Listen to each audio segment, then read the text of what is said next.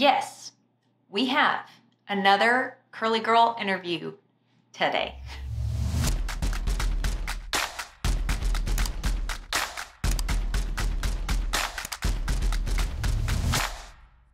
All right, guys, by this time, you will have kind of figured out the drill a little bit.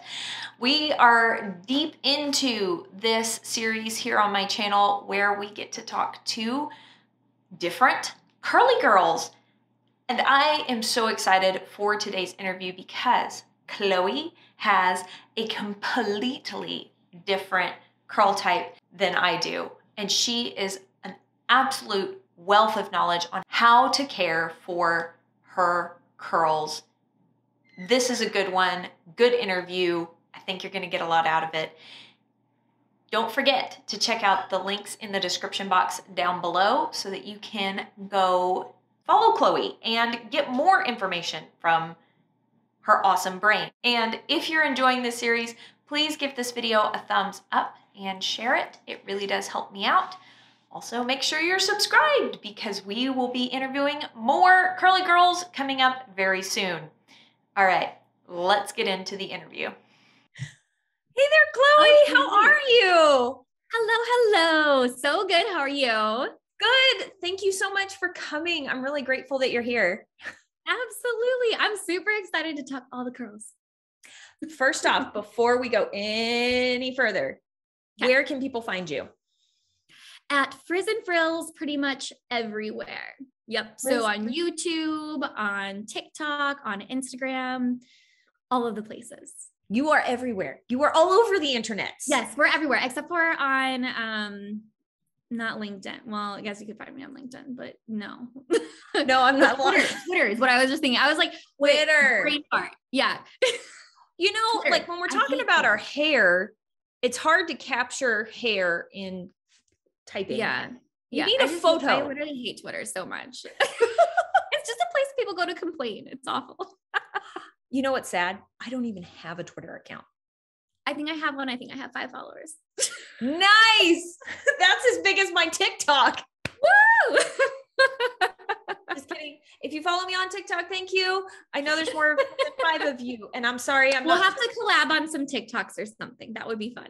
Would you help me? I need to get off of my patootie to do TikTok. Absolutely. I'm just not doing it. Yes, I can help you with TikTok. I love TikToks. They're so much fun. You're so sweet. Thank you. Yes. So why don't you go ahead and tell us about your hair type? Sure. Okay. So my hair type, I would say it is very thick. It's very high porosity because I am not a natural blonde. Hello. Hey, how are you? So yeah, I am not a natural blonde. Like this is my natural color in here. Dude, so it looks so really good. Thank you. I have to do a lot of hydration, a lot of moisturizing products, bonding treatments, all the deep conditioning treatments in order to keep it in a fairly healthy state because I've done, the highlighting again and again. That's why I always tell people, I'm like, don't go into highlighting if you aren't prepared to do the at-home work, because it really is a lot of extra work to maintain your curls. So in your experience, going with the highlights does definitely increase the workload that comes along with curly hair. 1,000%. 1,000%. Have you had your hair 100% virgin hair and worn it curly too? Mm-hmm. Yeah. Okay. So, I've always worn my hair curly.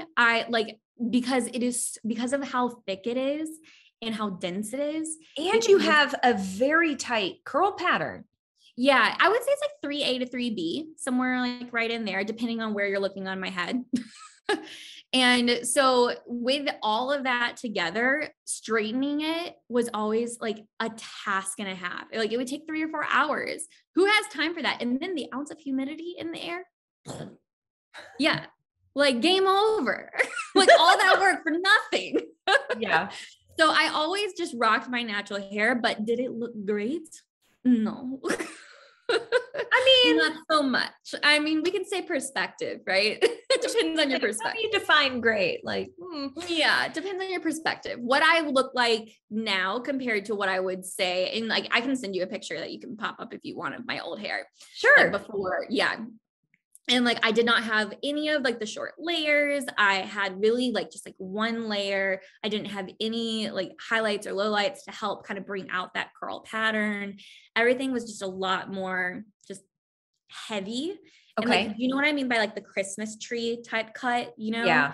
That's what I always refer to it, where you just have all this bulk at the ends, and then it just gets very flat at the top. And that's basically where it was. How did you care for your hair growing up, like getting haircuts and et cetera? Because your curl pattern, you didn't go, like I had ringlets when I was a baby. My hair went straight, and then it went weird wavy. And then I figured out, it's actually wavy. So I've had like multiple curl patterns all throughout my existence on this earth. Yeah, that's interesting. I feel like the curl pattern has always by far been there. Like I've had curls since I was a baby. Like I was born with hair, and you know, a lot of it, go figure, hasn't changed. But I would say it was a little bit looser when I was a kid, but it's hard to say because my mom, she would brush it out, right? So like for the longest time, I had these like Farrah Fawcett looking bangs, right? And yeah, right. So I had these like brushed out that almost looked more like a big wave that you would get like with a roller, right? Interesting. That was like these big 80s looking wave curl things. And then as I got a little bit older and we didn't have like, you know, the time to do that, nor did I want her brushing out my curls because it took so long and so difficult. Yeah. Yeah. And so we would do that, but it's always been very curly, always been very curly. But if you looked back at those older pictures I was saying where my cut was different, you would think that I had almost a different looking curl pattern. Right. Because the curls were just cut differently. That is so interesting. So you've always worn your curls, but when did you start getting super interested in optimizing your curls? I would say in my like mid 20s is when I like, because I'm 30 now. And so I would say like right around 30 club. But I would say like 24, 25 is when I really started trying to put in the work. And I remember the first curly girl that I ever followed was Hi Felicia. Yes. She was the first person that I kind of had a similar curl pattern to. And I was like, oh my gosh, I finally found somebody who I can kind of relate to. Cause I mean, as I'm sure you can understand, like trying to grow up and figuring out your hair, especially back like 10, 20 years ago. There was one style. There was one style. And it was straight. Make it as small and as straight and as greasy looking as possible. God. Yes. Yeah. Terrible. Or you would have the girls who were trying to like, you know, do some curls, and you would do like the wet type of gel that like, just like, and you scrunched it and you left it. Yep. Yeah. So bad. It was a look. It was, yeah, we'll call it a look. We'll call it a look that I will not do again. That would be okay. Since you have a YouTube channel. Yeah. That might be a really interesting video. Do my old routine. Do your old routine, or like really shoot for the 80s, 90s curl look. Ooh. Like as hard as you can go. Every step of that tutorial will pain me. I'm sorry, I shouldn't have brought it up. Every step I'll be like, I need to do the other thing. So one thing I forgot to ask is how fine or coarse is your hair? Very coarse. Okay. So like each individual hair strand is very substantial. Yeah. So like when you think of like, I'm sure you've talked to your subscribers about this, but like when you pull a hair and you feel it between your fingers, when it feels like a wire, that's what my hair feels like. Like you will never miss it. Got it. Yeah. Mine, so you very, very coarse. You can hold a strand of my hair in your fingers. You don't know you're and holding you might not even feel it. Nope. So you got a very fine texture. Extremely fine. So it has no structure or muscles of its own. It falls flat. Mine has a mind of its own because it's so coarse. So like if the curl's just like, I want to stick straight up, I'm going to stick straight up. It can. It has the muscles. Yes. Yes. I'm surprised that one of my curls hasn't just like literally gone to like, it's like, sometimes it'll do its thing. I love those like, curls. Hey, I want to be right curls here. are amazing. Oh, we call it a learned love. I understand that. I really do. What was the biggest obstacle that you had to overcome when you were figuring out going from one way of styling your curly hair to this newer way? I think so. I would say there were probably two main things. One main thing was knowing how much of a moisturizing product I really needed. Okay. Because what a lot of curlies, and you'll see this in my tutorials and you'll see comments being like, oh my gosh, that's so much product. And I'm like, but I have very dense hair. I have very coarse hair and high porosity that cause it to be even drier. And I live in Wisconsin where it's very, very dry during the winter. Gotcha. So you stack all that on top. I need a lot of deep conditioner. I need a lot of a heavy leave-in. I just need a lot of product. And your hair takes it and absorbs it. And it is very clear looking at you right here via the Zooms that your hair is not weighed down at all. It drank it in. Yeah. Exactly. It does. It just drinks it and drinks it and drinks it. So that was one thing that, especially as I was younger, and I mean, as we all know, right, hair products are not cheap. And so when I was younger, especially like in like middle school, high school, like I had like one product and I was supposed to make that product for my parents like last a month. And like, so I would be so like, I'd be like, oh, you know, like I can only use so much of it because it costs so much. Yeah. I'm sure a lot of people can relate to that. And there weren't products at the drugstore that were more affordable, that were suited for curly hair. Yeah. Even 5 years ago, I feel like there's been such an explosion in that section of the hair care aisle. Yeah. Big time, big time. I think at that point I was using Catwalk Curls Rock. Do you know that one? I don't know that one. It's like a blue bottle and it would like squeeze you, like you use like this little like squeezy thing and it would like move up, you know, like from the bottom. Oh, I like those kinds of packaging. TG, like TIGI, you know that brand? TG? I do. Yep. Yeah, it's by them. I'm pretty sure they still make it, but I realized, you know, later on that it wasn't the best product for me. There's options now though. Yes, there are so many more options. There's almost so many options now that people get like paralysis by like analysis, like for what do you call it? Paralysis by analysis, because you're trying to figure so much out, but you're like, what do I choose? Yeah. But that's what we're here for, to help people out. This is why we're sharing different stories in this Curly Girl interview series, because what works for fine, wavy, low porosity hair is not going to work for coarse, curly, high porosity hair. It's not going to happen. Very, very different. Very different. And that's what's beautiful about curls, is that you all have to figure out your own kind of curl journey.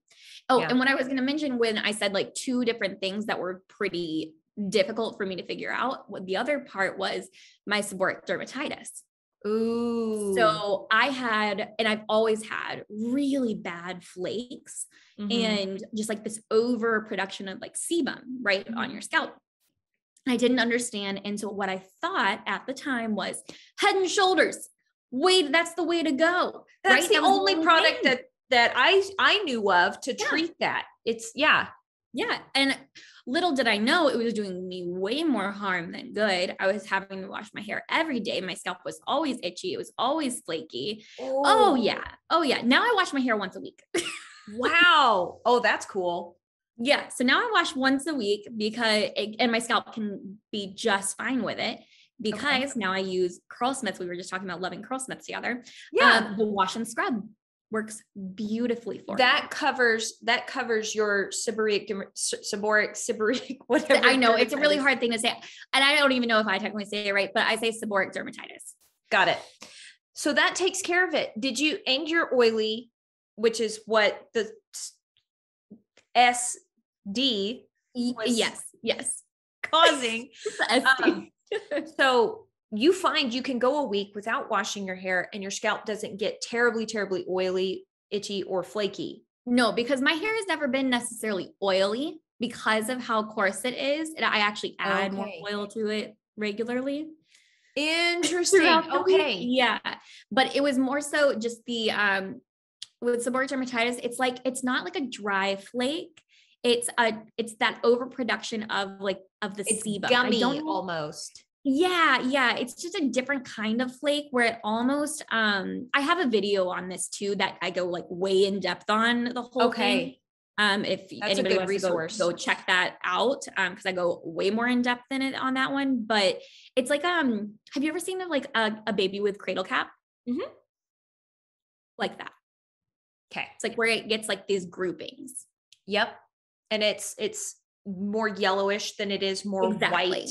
And when you kind of mess with it with your fingernail, which you are not supposed to do. Right. Exactly. Cause then you cause stabbing and all of that. But you kind of feel that it's a different texture than dry skin. It's kind of waxy. It's not these gummy. little baby white flakes that you just see in your hair. It's like these larger chunks it's really not cute. So you figured out that the Curlsmith Detox Scrub was the way to go for you. And do you use that every time you wash your hair? Do you throw that into the rotation every so often? In the rotation. Yep. Okay. In the rotation, because otherwise it is still too much. And sometimes I even just put it on my scalp and then wash my hair, the length of my hair with something else. So that I can still keep that really nice and moisturized. But then the wash and scrub does its job on my scalp. And so your roots are going to be lower porosity. I'm so sorry. What was that? Sorry. Go ahead. I was saying that I just use that probably once every other week. And I might do like once every other week, just using it on my scalp. And then so like once a month, I'll actually wash my whole lengths with it. Gotcha. That makes sense. I was just thinking to myself, your scalp, your roots are going to be lower porosity. It's going to tolerate that more clarifying type of shampoo better than the higher porosity links of your hair would. Absolutely. We're trying to keep water in the links of the hair, not water, but nourishment, water and moisture and oils and all the good stuff. Emollients, all the things. Yes, all the things. So what is your wash day lineup? What does that look like for you? Because usually for me, there's 4 products that are the basic 4 categories: cleanser, rinse out conditioner, leave-in conditioner, and a gel. And that I'm happy if I go for that. How about you? So normally, instead of going into like actual like full products, because I do change it up so much. Right. When it taught like just the product types, I normally will go in like probably every other wash with a bonding treatment, because of the highlighting. Very, very important when you do a lot of damage like that. So things like Olaplex, the Curlsmith Bond Curl. Exactly. Are there other ones? Those are the 2 that I use most. Okay. Yeah, those are the 2. We can just keep it at that. We'll keep it simple. Okay. But yeah, so I definitely start with something like that. Sometimes I'll wear it for 10 minutes. Sometimes I'll wear it for 30, depends on how much time I have on my hands. And then I will go in with a cleanser, depending on what I need that time. A lot of it's, listening to your hair, and you start to learn how to listen to your hair on what it needs. Oh, I think we have a cattail. We do. We have a cutie visitor. Mr. Gucci. Do you want to say hi to everybody? Of course. Oh, beautiful. He's a sweetie. I got him in college. So he's like 11 now. He's so old.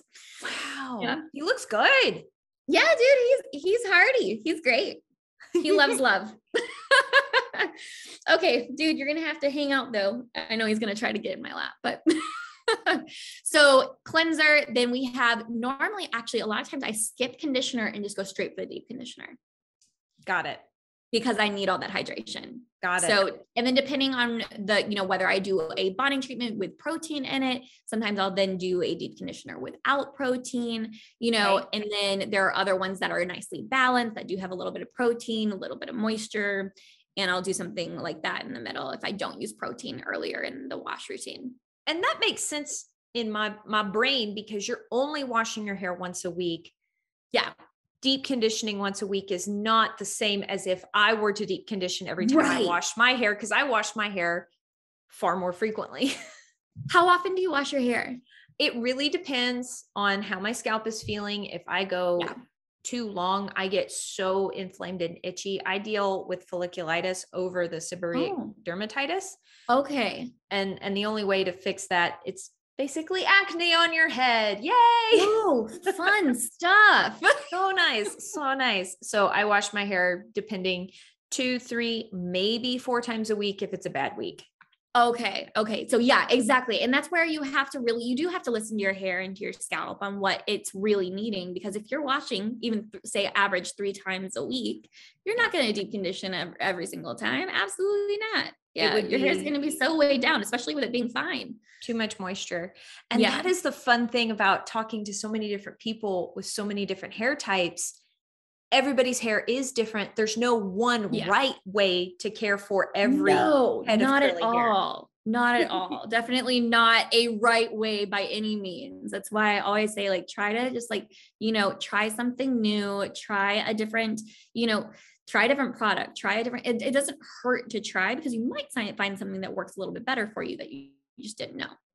So deep condition. And then what do you do? Deep condition. Then when it comes to the styling, I use normally like a heavier deep cream, like leave-in, something that's normally in like a tub or something. Because I really like that really intense oil emollient type of leave-in. So thick that when you scoop it out and turn it upside down, it's not moving anywhere. Yeah, she ain't going anywhere. Nope. Yeah. So I'll do something like that. And then I'll go in with a curl cream still on top of that. Oh, wow. Oh, yeah. It just drinks it up. That's amazing. And then I'll go in with 1 gel, but maybe sometimes I'll stack the gel and do 2 gels too. Okay. And how do you stack your gels? Because that's a question I get asked a lot. And my standard is less hold than harder hold on top. You nailed it. Exactly. Okay. So that's what you do too. Exactly. I'll do a softer hold and more of it everywhere. And then a lot of times I'll go in because I finger coil. So when I finger coil every wash day, but I only do it once a week. So it's not, and you're really practiced at it. So how long does it take you to do? The finger coiling process, like 20 minutes. That's not bad at all. No, it's really not. Especially once you're used to it and you just like listen to a podcast or you watch a show or whatever while you do it. It takes me 45 minutes and it still looks terrible. So finger coiling is just not for you, and that's okay. That's okay. I tried it. And exactly. You try it and you figure out what works and what doesn't. Yep. Do you like air drying or diffusing better, or does it depend? Diffusing, hands down diffusing, because my hair, it is longer, and because it is so thick, it really doesn't weigh down, and it takes so long to air dry. I used to let it air dry back when I was like in high school, middle school, all that. And like living in Wisconsin, I remember so well going to school with wet hair, and it would be so cold that I would get to school and my hair would be icicles. Yeah. Icicle hair. I could go like this and it would just be like,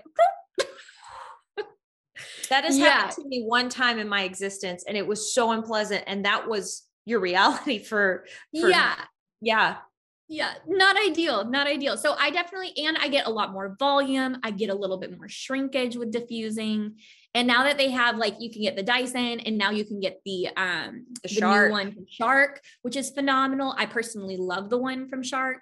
It's worth the investment, the time investment and the investment in the tool, because it saves so much time. Oh my gosh. Living life with wet hair. Exactly. Like I could just live with wet hair for probably at least 3 or 4 hours, at least, if it was like just air drying minimally. Yeah. So, and then I would have no volume. I would have a lot more length. My curls wouldn't be quite as tight. They would look a little bit more like, stringy, elongated. Yeah. Mm-hmm, elongated. So yeah, I'm a diffuser all the way. For Gotcha. Sure. Is there any piece of advice you would give somebody who has either just started this process or has been trying so hard to figure out their curls and have really hit a wall and are frustrated? So for somebody who's just starting out, I understand it can be very overwhelming in trying to, I don't know, do you do curly girl method? I have in the past. Yes. I mean, Lorraine Massey now has defined the curly girl method to be that you can only use products from Curly World. Yeah. So I'm not sure how many people actually are 100% true curly girl anymore. I think like literally probably less than 1%. Probably. I mean, because I used to, what I thought was following curly girl method, right? Yeah. At the time, back 5-10 years ago. Yes. Because I was using like the Diva curl, I was using all that stuff. And Yes. like, that's how I kind of learned to start really loving my curls. It was very helpful at that point in time. But now that I look back at it and what I've learned is that you can learn so much more just by trying some different products, you know, getting a basis of, okay, what is my hair type? You don't necessarily know your curl type as much, but knowing your hair type, how thick is it? Is it porous? Is it like, you know, how much product is it going to drink up? You know, and really kind of getting a basis on that. And then you can find some products based on that. That is probably the best way to start out and try a few different techniques. Don't be willing to try some stuff and pay attention to what works and what's not. Mm-hmm. Yes, I know. And that's very vague. I feel like it's like, okay, thanks, Chloe. Well, they've made an app for that now where you can literally document your curly hair stuff. It's amazing. Oh, what is that app? I don't know if I've seen that. It's called Quinn, Quinn. Quinn. I'm going to have to check that out because I haven't seen that. You can write down the dew points, how product amounts, how much you diffused for, how long your wash day lasted. Like, it's amazing. That's like so much. But see, like to me, that would be so overwhelming. Like, I'd be like, oh my gosh, there's so much to keep up with. Like, that would be like homework to me. You know what I mean? Gotcha. Like, to me, I was doing all of that on my own, typing it out every single time. Oh, and if you are that person, that is I was that person. If you are that person, that's amazing. I am just not that person. Gotcha. But I think that's really helpful if somebody is writing that stuff down and really wanting to keep track of it. I just feel like, you know, don't be afraid to test out different styling techniques. I think that's one of the biggest things. Like, don't immediately buy new products because you tried them once and they didn't work for you, because you might need to try a different application technique in the order that you tried them. You might need to use a little more or a little less of something. And then you might also need to try some different techniques with it to see what's going to work, because that same product and the same amount of product might completely look different if you use two different styling techniques. Completely. So that's why I'm like, don't just automatically invest in a ton of different products because they're not working for you. The styling techniques matter almost more, in my opinion, than the slew of different products that you have. I like this. This is so good and so helpful. Thank you, Chloe. Good. I'm so glad. But that would be my recommendation. And same goes for, I think, the person who's like at a standstill. Try different styling techniques, because that really is, I think, one of the biggest indicators. Where you find your breakthrough. Yes. 100%. Well, thank you so much, Chloe, for coming on here and helping us out and sharing all your knowledge on a completely different hair type than mine. Anytime. Happy to do it. Don't forget, guys, to give this video a thumbs up, and right now, open the description box right now. Do it and go check out all of Chloe's socials all over the internet. You can already tell she's amazing and you need more of Chloe in your life. But thank you so much, Chloe, for coming on. Thank you so much. I really appreciate it. All right. All right, guys, that is it for this video. Thank you so much for watching. Thank you, Chloe, for coming and hanging out with us and sharing some of your wisdom. I hope you guys are having an absolutely fantastic day, and I will talk to y'all later. Bye.